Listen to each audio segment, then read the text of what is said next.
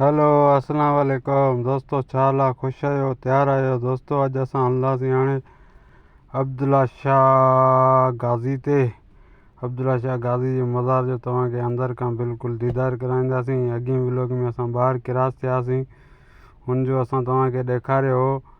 अॼु असां अब्दुल्ला शाह गाज़ी जे अंदरि हली बिल्कुलु तव्हांखे मज़ार जो दीदार कराईंदासीं त हुते कहिड़ी कहिड़ी शइ आहे ऐं किथां किथां खां माण्हू अचनि था हुते घुमण, ऐं केतिरी रश आहे, हुते जो डिसिप्लिन कीअं आहे, हिन बारे में सॼो तव्हांखे मालूमात ॾींदासीं। ऐं कुझु दोस्त असांजा ॿाहिरां खां घुमण आया आहिनि त उन्हनि खे बि घुमाइणो आहे, उन्हनि खे बि घुमाईंदासीं। ऐं अब्दुल्ला शाह गाज़ी वॾो सिंध जो हिकिड़ो वॾो दरगाह आहे। असां हाणे पहुची चुका आहियूं अब्दुल्ला शाह गाज़ी जी मज़ार जे ॿाहिरि। असां ग्राउंड में मौजूदु आहियूं। हाणे असां ग्राउंड जे अंदर जी तरफ़, गेट जी अंदर जी तरफ़ एंट्री थी आया आहियूं। हीअ तव्हां ॾिसी रहिया आहियो, अंदरि एंट्री गेट आहे, ॿाहिरि मेन गेट आहे, हुनजे अंदरि एंट्री थी ॿाहिरि हॉल ते आयासीं। हीअ ॿाहिरि दुकान आहिनि जिते पढ़ूं वढ़ूं बिरयानी विरयानी देगूं पचायूं वेंदियूं आहिनि। हितां अॻिते वरी हीअ असां आयासीं, हीअ हिते चेकिंग थींदी आहे मशीन जे अंदरि, लेडीज़ जा अलॻि आहिनि, मर्दनि जा अलॻि आहिनि। हाणे हितां असां हिन अंदरि एंटर थींदासीं।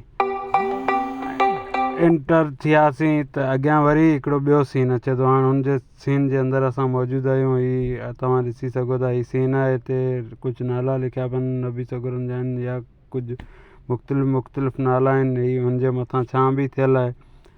त हाणे हितां अॻिते हलंदासीं पाण त हीअ आहे जेको सॼो हेठि वॾो ग्राउंड ठहियलु आहे।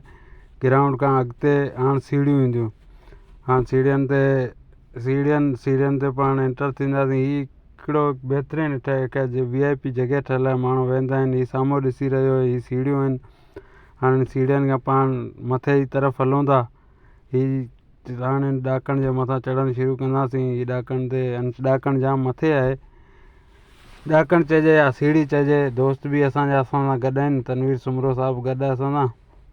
हाणे इहो ॾाकण आहिनि, ॾाकण जे मथां पाण हलूंसि था पिया जाम मथे, माना 4-5 ही ॾाकण जे मथे चढ़ी व्यू त साम्हूं इहो बिल्डिंग आहे, साम्हूं पुल लहंदो आहे उहो आहे, हिन पासे वॾे में वॾी जेको बिल्डिंग चयो वेंदो आहे उहो आहे। अञा बि ॾाकण मथे आहे, पाण हलूंसि पिया ॾाकण ते।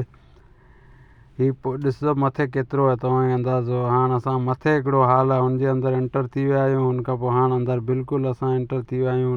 अॻियां गेट अचे अंदरि ही 2 क़बरूं ॿियूं आहिनि, अमरा वेठो आहे अॻियां। हिन पटी ते सुहिणे नमूने ते पटी हली रही आहे, हिन ते लिखियलु आहे हज़रत अब्दुल्ला शाह गाज़ी। हाणे हिन जे ॿिए गेट ते असां अंदरि थियासीं। चंदे जी पती आहे, दरवाज़े ते VIP कलमो जी शिकल में पैदा थियल आहे। वरी अॻिते सीढ़ियूं आहिनि, हाणे सीढ़ियुनि ते असां चढ़ी रहिया आहियूं।